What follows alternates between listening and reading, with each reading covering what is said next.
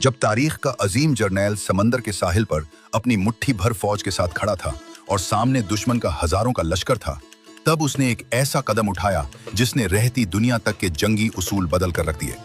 वाकये की शुरुआत कुछ यूं होती है जब तारिक बिन ज़ियाद को मूसा बिन नसीर ने स्पेन फतह करने के लिए भेजा था। तारिक बिन ज़ियाद का शुमार ताबईन के शागिर्दों के दौर में होता है।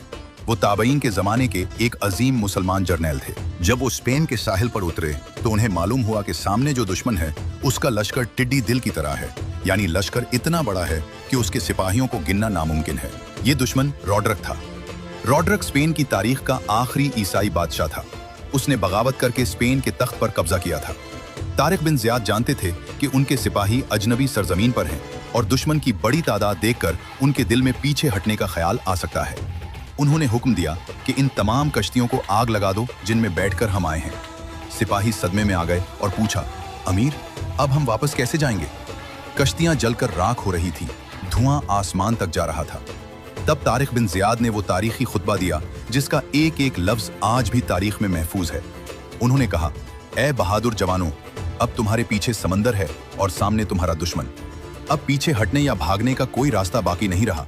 अल्लाह की कसम, अब तुम्हारे पास सच्चाई और सब्र के सिवा कोई और सहारा नहीं। याद रखो, तुम एक ऐसे दुश्मन के सामने खड़े हो जिसके पास हर तरह का जब तारीख का अजीम जर्नैल समंदर के साहिल पर अपनी मुट्ठी भर फौज के साथ खड़ा था और सामने दुश्मन का हजारों का लश्कर था, तब उसने एक ऐसा कदम उठाया जिसने रहती दुनिया तक के जंगी उसूल बदल कर रख दिए। वाकये की शुरुआत कुछ यूं होती है जब तारिक बिन ज़ियाद को मूसा बिन नसीर ने स्पेन फतह करने के लिए भेजा था। तारिक बिन ज़ियाद का शुमार ताबईन के शागिर्दों के दौर में होता है।